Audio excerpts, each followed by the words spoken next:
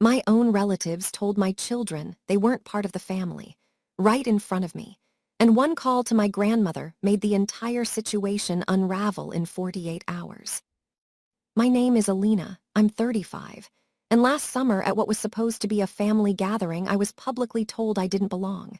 My cousin blocked the entrance to my grandmother's farmhouse, looked me straight in the eyes and said, "Who said you could come? This gathering is for actual relatives." My mother was standing less than 4 feet behind her. She didn't move. She didn't speak. She didn't even lift her gaze.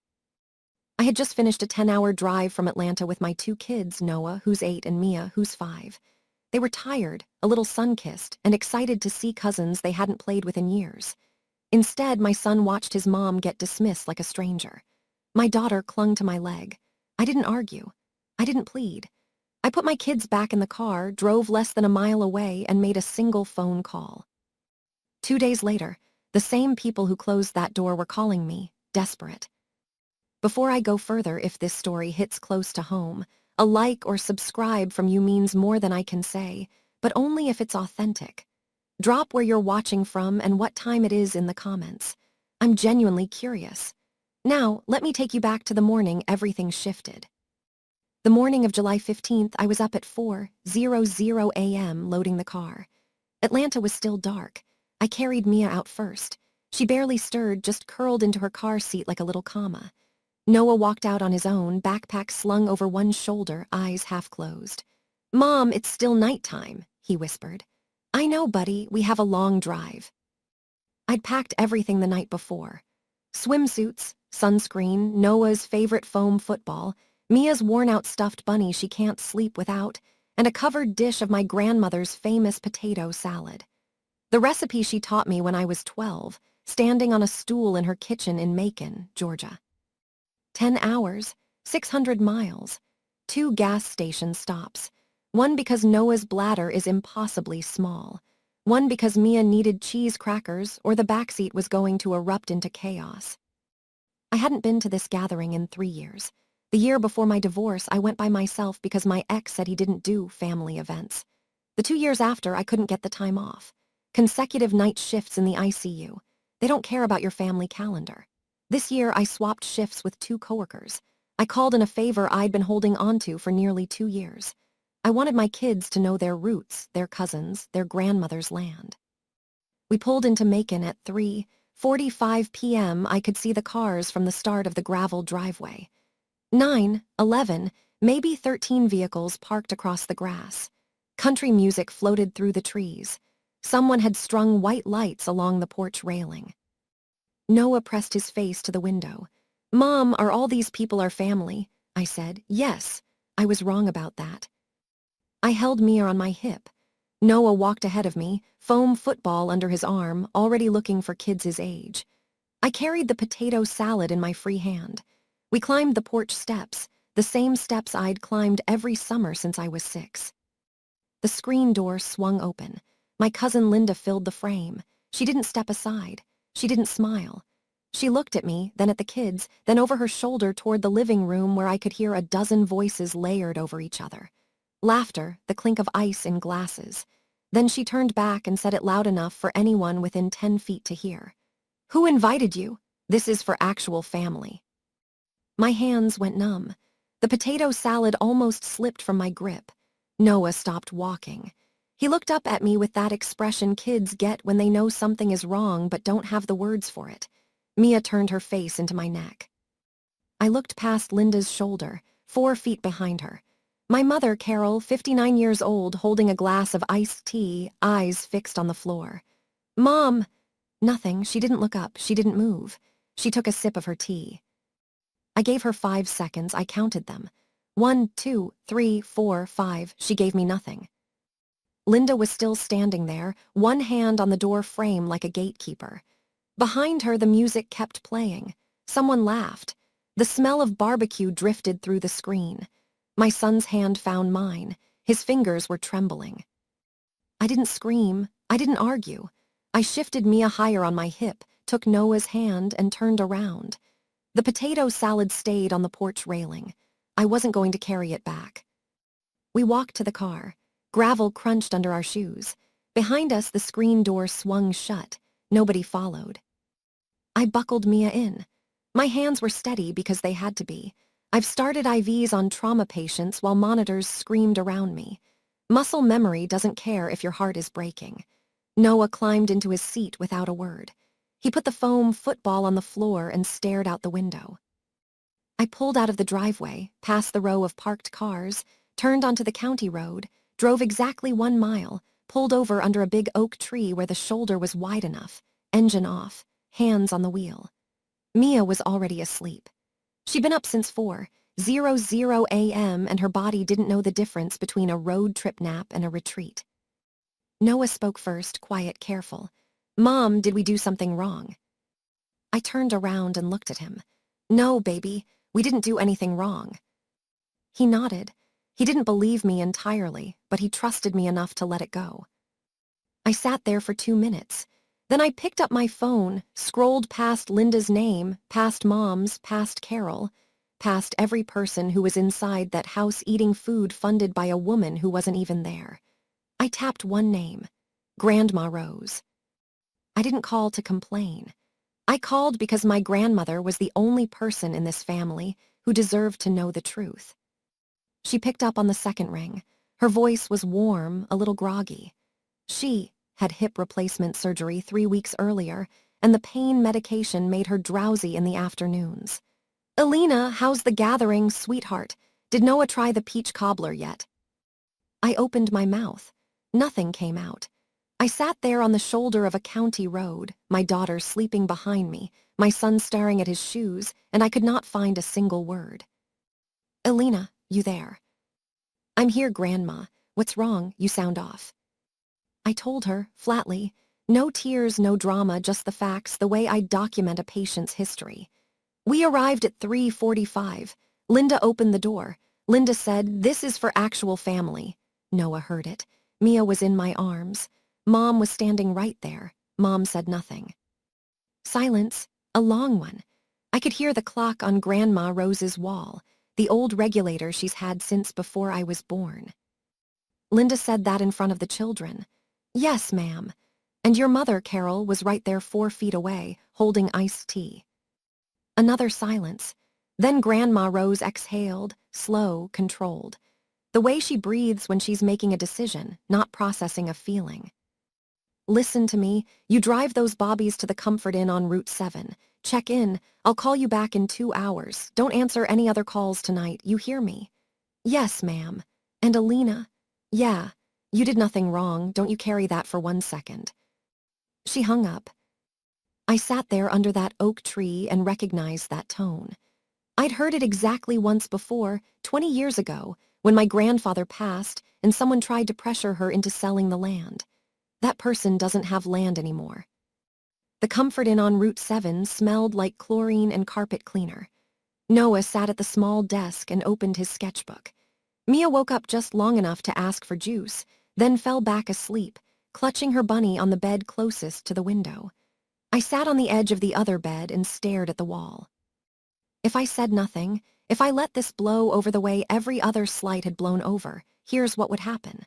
Linda would keep running the gatherings, keep deciding who counted.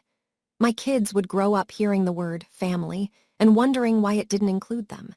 And my mother would keep choosing the path of least resistance, which always meant choosing Linda.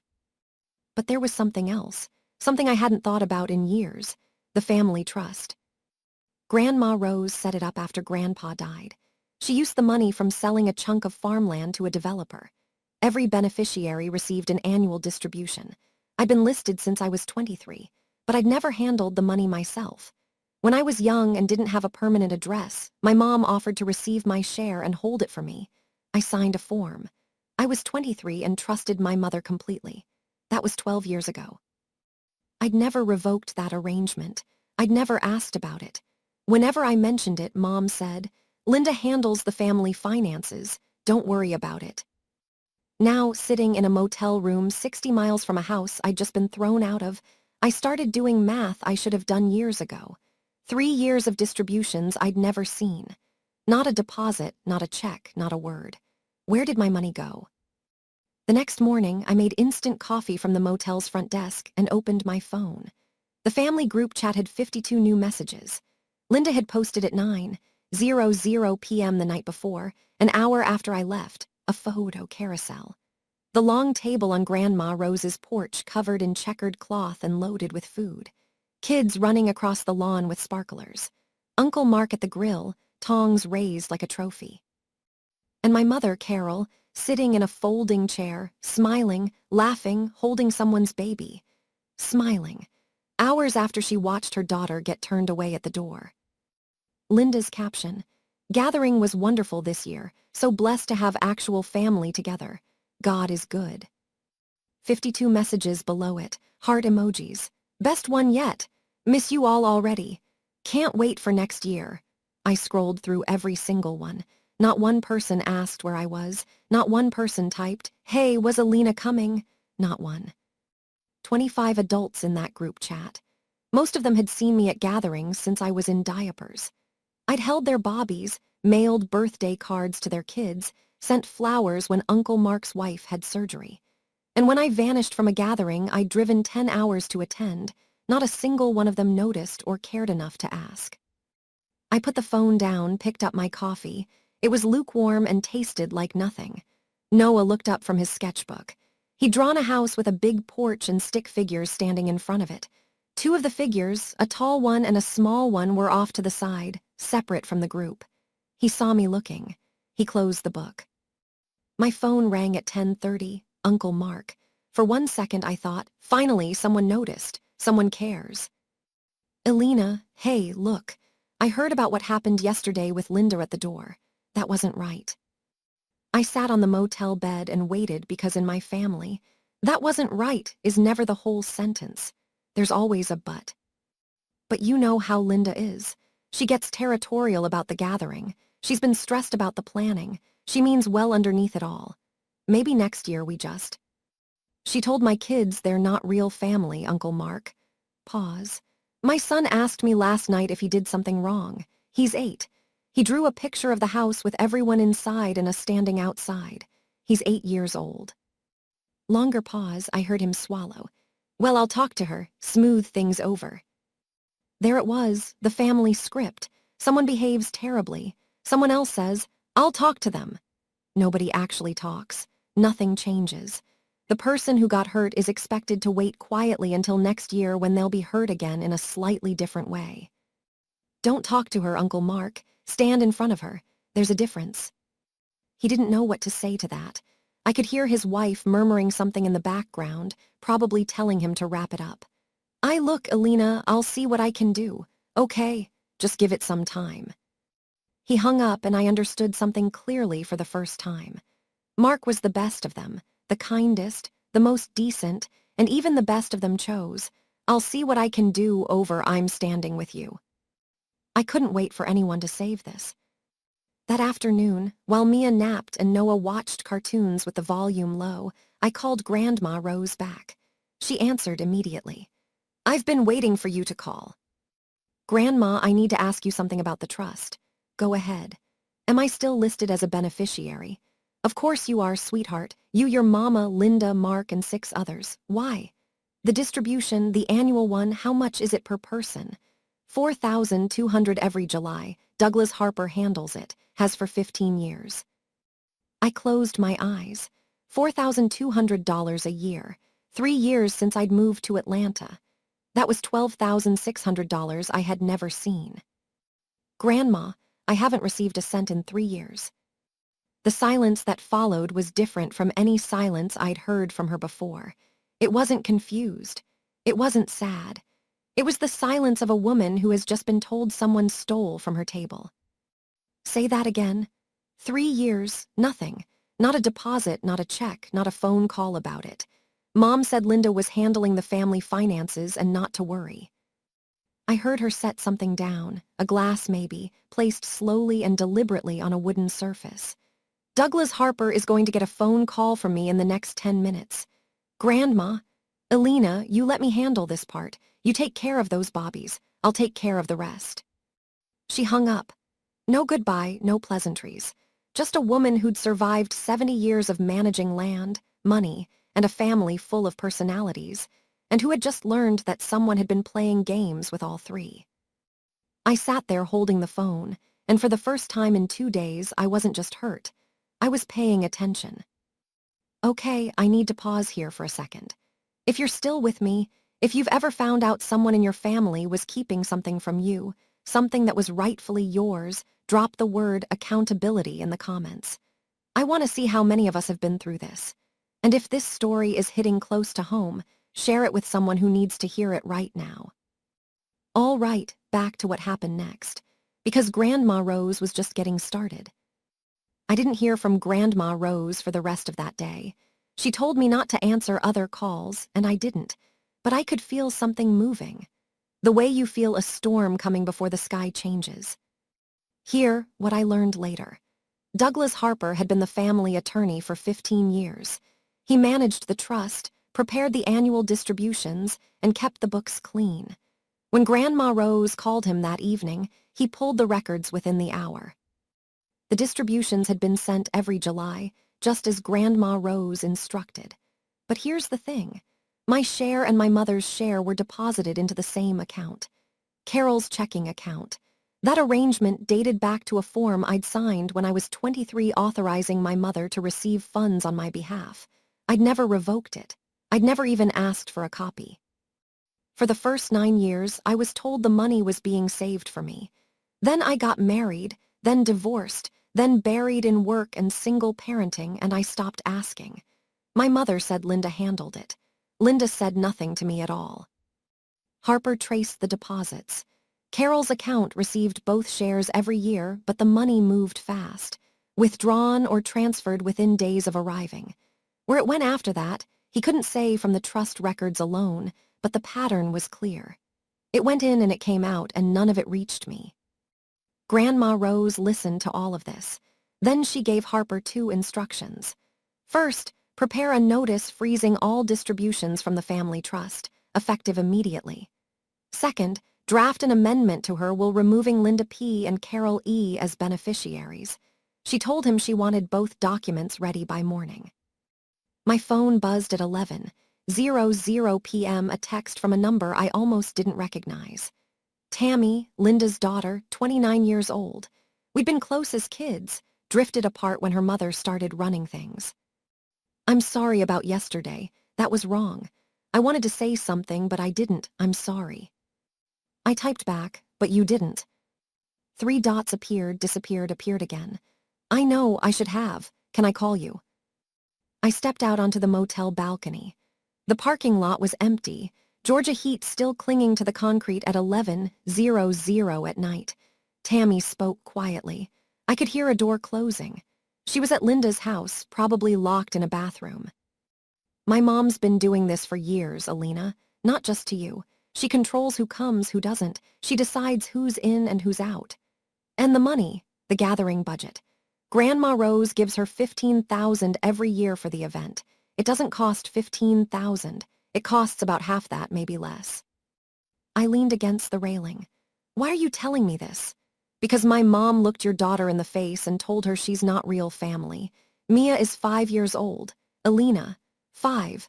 I was standing in the kitchen and I heard it through the screen door and I can't pretend that's okay. I've been pretending for too long. I didn't respond right away. I was doing the math. $7,500 a year skimmed off the gathering budget. For how many years? Tammy added one more thing before she hung up. Her voice dropped even lower. Grandma Rose called my mom about 20 minutes ago. I've never heard Mom sound like that before. Sound like what? Scared. Carol called at 7:30 the next morning. I'd been up since 5:00. ICU nurses don't sleep past 5:00, even on the worst days of their lives. Elena, her voice was tight, controlled. Not the voice of a woman about to apologize, the voice of a woman about to manage a situation. What did you tell your grandmother? I poured water into the motel coffee maker, pressed the button. I told her the truth. You had no right to drag her into this. This is between family. I almost laughed, almost. That's funny, Mom. Yesterday I wasn't family. You're being dramatic. Linda was just trying to. Mom, I kept my voice flat, the same tone I use when I'm telling a patient's family that the next few hours matter. My son asked me if he did something wrong. My daughter buried her face in my neck because a grown woman told her she doesn't belong. Don't tell me I'm being dramatic. Silence on her end. I heard a coffee mug clink against a counter. She was at Linda's house. Of course she was. Your grandmother is threatening to freeze the trust. She's talking about changing the will. Do you understand what that means? I understand exactly what it means. Then call her. Fix this before it goes too far. Fix this. 2 words that told me everything. She wasn't calling because she was sorry. She was calling because the money was at risk. She didn't dial my number for 24 hours after watching me get turned away with her grandchildren. But she dialed it within 12 hours of learning her distribution might disappear. You had 20 years to stand up for me. You had 5 seconds at that door. You chose nothing. And now you're calling me to fix it. She hung up first. It landed at 2:14. A group message, text, and email simultaneously sent to every beneficiary of the family trust. 11 people. Grandma Rose didn't do things halfway. I was sitting on the motel floor, helping Mia color a page from a dollar store coloring book when my phone lit up. I read it once, then again. This is Rose M. I am writing to inform every member of this family of the following. Effective immediately, all annual distributions from the family trust are frozen until further notice. I have instructed my attorney, Douglas Harper, to prepare an amendment to my last will and testament. Linda P. and Carol E. will be removed as beneficiaries until they deliver a written public apology to my granddaughter, Alina, and her children, Noah and Mia, for their conduct at the family gathering held at my home, funded by my trust. Additionally, I have requested a full accounting of gathering expenses for the past 5 years, as the figures do not match what was reported to me. I built this trust so that this family would take care of each other. I will not fund a gathering that turns away my own blood. Rose M. I set the phone down. Mia looked up. Mommy, you okay? Yeah, baby, I'm okay. I was more than okay. For the first time in my life, someone in this family had put the truth in writing. Not a whisper in a hallway, not a vague, I'll talk to her. A statement with names attached, sent to everyone. My hands were shaking, not from fear, from something I hadn't felt in a long time, the feeling of being defended. Within an hour, my phone started ringing, and it didn't stop. Uncle Mark called first. His voice was different now. No, you know how Linda is. No suggestion to give it time. Alina, please, I've got tuition payments for my son next month. I was counting on that distribution. Can you talk to Mama Rose? Explain that I had nothing to do with this. Then Derek, my cousin. What happened? Why is the trust frozen? I didn't even know you were coming to the gathering. Then Nicole, another cousin. Alina, I know this situation is terrible. I really do. But my kids' orthodontist bills, I didn't do anything wrong. Can you ask her to at least release the individual shares? Then Aunt Patricia, who married into the family 30 years ago. Honey, I don't even know the full story, but Mark is packing the kitchen, and I need you to know we love you. 6 calls in 2 hours. Every single one followed the same pattern.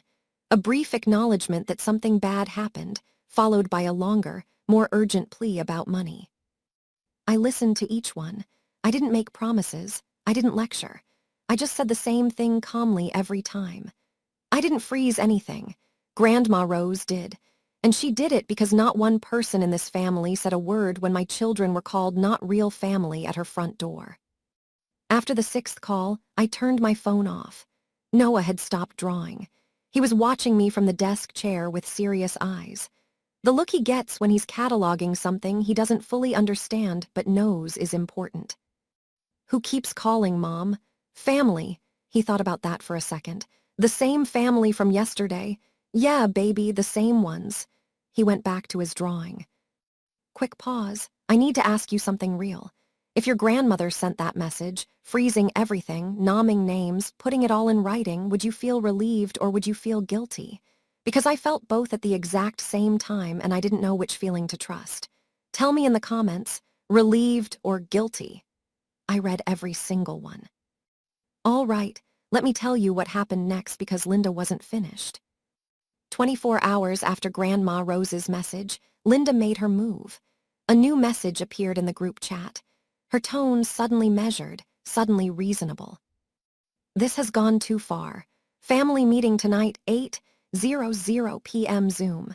We need to settle this like adults before Mama makes a decision she can't take back. Everyone, please join. I stared at the message. Linda was trying to reclaim the room, pulling the family into a space she could control, framing herself as the calm one, the peacemaker, the adult. I wasn't going to give her the stage. Then my phone buzzed, a private text from Grandma Rose. Join the call, sweetheart. I'll be there too. At 7:58 p.m., I opened my laptop at the motel desk. Noah and Mia were asleep in the bed behind me, a cartoon still glowing on the TV with the sound off. I logged in. 18 squares filled the screen, Mark and Patricia side by side. Derek alone in what looked like a garage, Nicole in her kitchen, Tammy in a bedroom. I noticed she'd positioned herself so the wall behind her was blank. She didn't want anyone to know which room she was in. Carol's square was dark, camera off, just her name. And in the bottom row, Grandma Rose, camera on, sitting upright in her hospital bed at the rehab center, white hair pinned back, reading glasses on. She looked like a woman waiting for a meeting she'd already decided the outcome of. Linda unmuted. Her hair was done, lipstick on. She prepared. Thank you all for being here. Mama, I want to start by saying that I love you and I think there's been a terrible misunderstanding. Whatever Alina told you, she's blowing this out of proportion. I simply said the gathering was for family. She took it the wrong way. Grandma Rose didn't blink. Linda talked for 3 minutes. She used the words misunderstanding 4 times, context twice, and taken out of proportion once. She mentioned how hard she works on the gathering, how stressful the planning is, how she would never intentionally hurt anyone. When she finished, the Zoom was silent. 18 squares, 18 faces, all of them looking at one, the old woman in the hospital bed. Grandma Rose adjusted her glasses. Linda, are you done? Yes, Mama. Good, now I'll talk.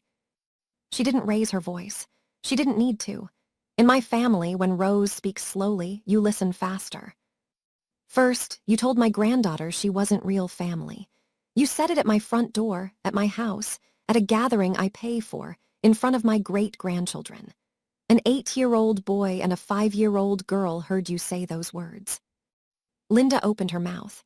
Rose held up one finger. Linda closed it. Second, I called Douglas Harper yesterday. Alina's distribution, $4,200 a year, has been deposited into Carol's account for the past 3 years. Alina never received a single penny.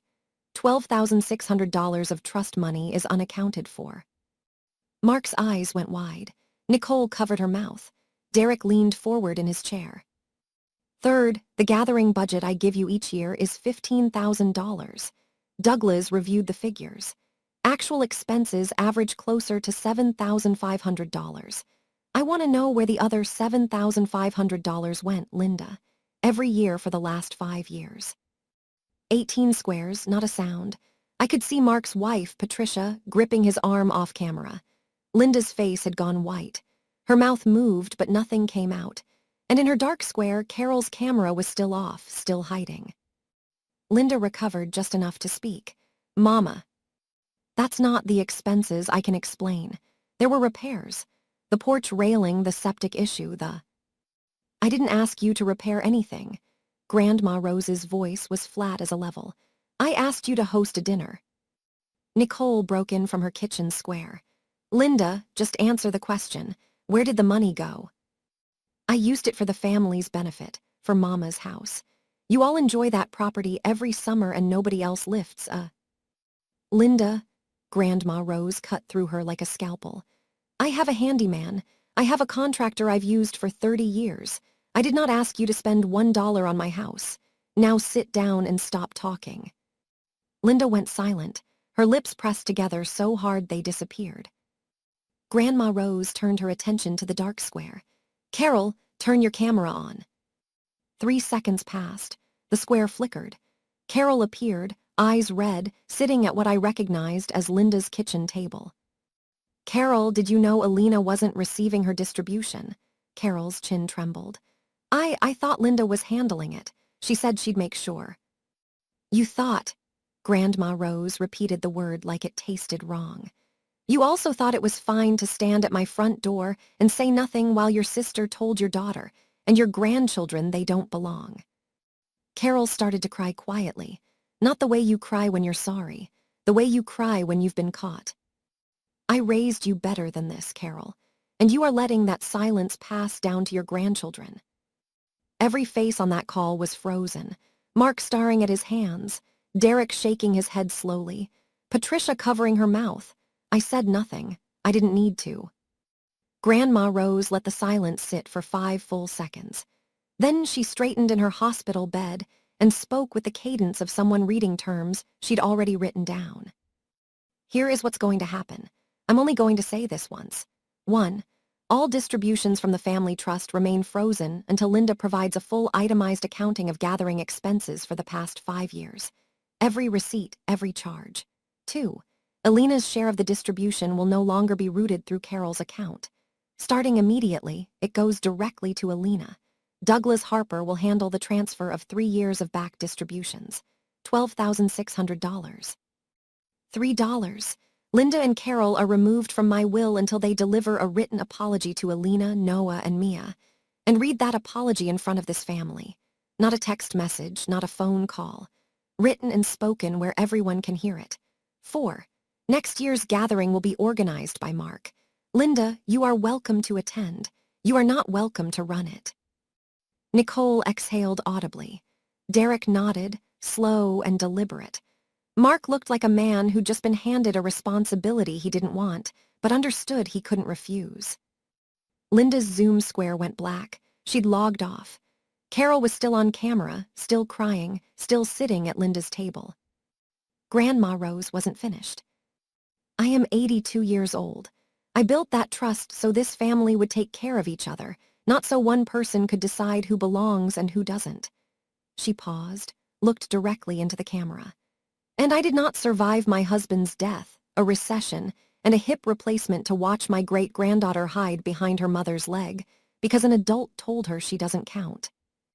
She ended the call. I closed the laptop. The motel room was quiet. The cartoon on the TV had ended and looped back to a title screen, casting blue light across the bed where my kids slept. Noah had shifted during the call. His arm was draped over Mia's back, protective even in sleep, a habit he'd picked up since the divorce, like he'd appointed himself her second parent without anyone asking. I sat there in the desk chair and put my hands on my knees. I didn't feel victorious. I didn't feel the rush that people imagine when they hear a story like this. I felt something quieter, heavier, like a bone being set back into place. The relief is real, but so is the ache. I'd spent 3 decades trying to earn a seat in my own family, showing up, bringing the right dish, laughing at the right time, pretending not to hear the comments. "Alina is strong, she doesn't need help," which was code for "Alina is easy to skip." And today, for the first time, someone said, "You were wronged and there will be consequences." My phone buzzed. Grandma Rose. "You okay, sweetheart?" "Yeah, Grandma, I'm okay. I should have been paying closer attention, that's on me." "No, that's on them." She was quiet for a second. "Then you are always real family, Alina, every single day. Don't you let anyone convince you otherwise." I thanked her. We said goodnight. I hung up, and then I cried. Not loud. I couldn't wake the kids. Just silent, face in my hands, shoulders shaking against the back of the chair. Not because I was sad. Because for the first time in 3 years, I didn't have to explain why I mattered. Someone already knew. 2 days after the Zoom call, Tammy texted me. "Mom wants to talk to you. She won't call herself. She asked me to ask." I was back in Atlanta by then. Noah was at summer camp. Mia was at daycare. I was sitting in the hospital break room between shifts, eating a granola bar and staring at a vending machine like it owed me something. What does she want, Tammy? She wants to know if she writes the apology, will Grandma unfreeze everything?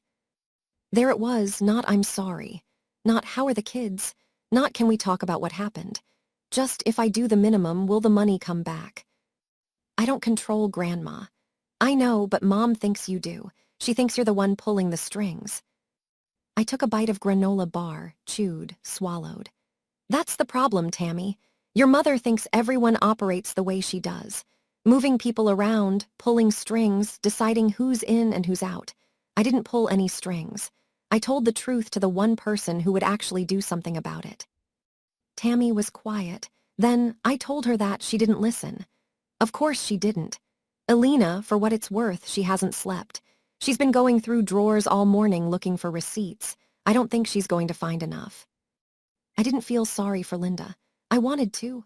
Some part of me wanted to find a way to feel compassion for a woman tearing through her own filing cabinet at 6:00 a.m., but then I remembered Mia's face buried in my neck. The weight of her small body as I carried her back to the car. She didn't ask about Mia. She didn't ask about Noah. She asked about the money. That told me everything. 8 days after the Zoom call, an email arrived from my mother. Subject line, "I'm sorry."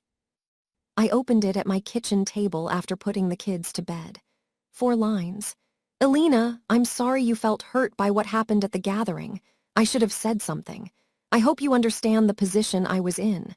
I hope we can move past this and be a family again." I read it 3 times. Then I set the phone down and poured a glass of water. "I'm sorry you felt hurt. Not I'm sorry I hurt you. Not I'm sorry I stood there and let my sister humiliate you. Just sorry you had feelings about it. I hope you understand the position I was in." Translation: I hope you'll feel sorry for me instead.